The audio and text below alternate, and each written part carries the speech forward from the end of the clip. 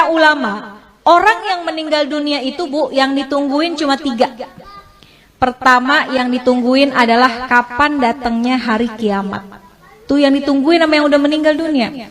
Kalau orang yang meninggal dunia orang soleh, ahli ibadah, sekalipun wafatnya udah puluhan tahun, ratusan tahun, tapi ketika dia di dalam kubur rasanya kayak cepet banget, nggak terasa. Kenapa? Karena Allah berikan hadiah kuburnya menjadi taman-taman surga. Kita berharap kita bisa model kayak begitu. Tapi sebaliknya, kalau orang yang meninggal adalah orang yang suka zalim, sama Allah nggak pernah dekat, sama manusia senangnya bikin permusuhan, maka sehari aja dia masuk dalam kubur itu rasanya seperti udah puluhan tahun, udah bisa sampai ribuan tahun rasanya. Maka orang yang ada dalam kubur yang meninggal dunia nungguin kapan sih datangnya hari kiamat.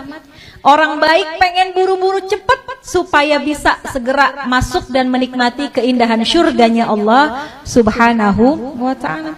Orang-orang sebaliknya, orang-orang yang jahat, yang zalim pengen buru-buru juga datang hari kiamat. Dia pikir kelar siksaan kubur udah selesai. Padahal masih banyak siksaan yang lebih besar, yaitu ketika datangnya hari kiamat. Maka pertama orang yang meninggal nungguin kapan datangnya hari kiamat. Yang kedua, orang yang sudah meninggal kata ulama yang ditungguin kiriman doa dari yang masih hidup. Makanya kalau peringatan haul kayak gini Bu, yang paling girang adalah orang yang dihaulin. Itu dalam kitab Ruh digambarkan, orang yang dikirimin hadiah, ya, Fatihah aja, bahkan sekedar doa dari orang yang masih hidup kepada orang yang sudah meninggal dunia, di dalam kubur hatinya girang luar biasa, bahagia luar biasa, sampai penghuni kubur samping-sampingnya pada ngeliatin Bu. Kayak orang lagi di pesantren, ditengokin sama orang tuanya dibawain makanan, kan teman-temannya pada ngeliatin tuh ya.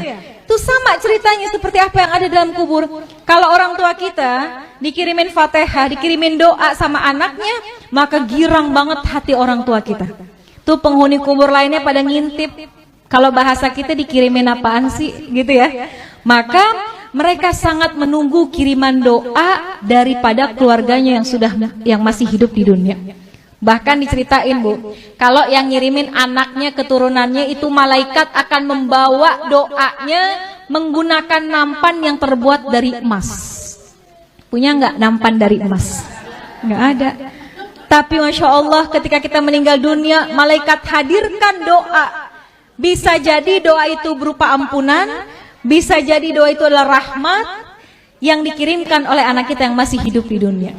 Maka yang ditunggu-tunggu itu doa. Makanya Bu, kenapa kita penting banget punya anak yang ngerti agama, supaya ketika kita meninggal dunia, Fatihah nggak lepas dari lisannya. Yasin yang dibaca dikirimkan pahalanya buat kita. Kalau anak Bu ke orang tua, kalau kata guru saya, anak ke orang tua sekalipun nggak dia niatin khusus buat orang tua saya, sekalipun nggak disebut, pahalanya terus dialirkan oleh Allah kepada orang tua kita yang sudah meninggal dunia. Apalagi kalau diniatkan secara khusus. Besok nih bentar lagi mau kurban ya Bu, kita boleh sedekah, pahalanya buat orang tua kita, tapi nama kurbannya adalah kita. Kita kirimin deh, kita berkurban, pahalanya kita niatkan buat orang tua. Itu tuh hadiah yang paling baik, yang paling bagus, yang ditunggu-tunggu sama orang tua kita yang sudah meninggal dunia. Yang ketiga, apa yang ditungguin sama orang yang meninggal dunia? Kiriman laporan dari malaikat. Tuh malaikat itu Bu ngirimin laporan tentang anak cucu keturunannya.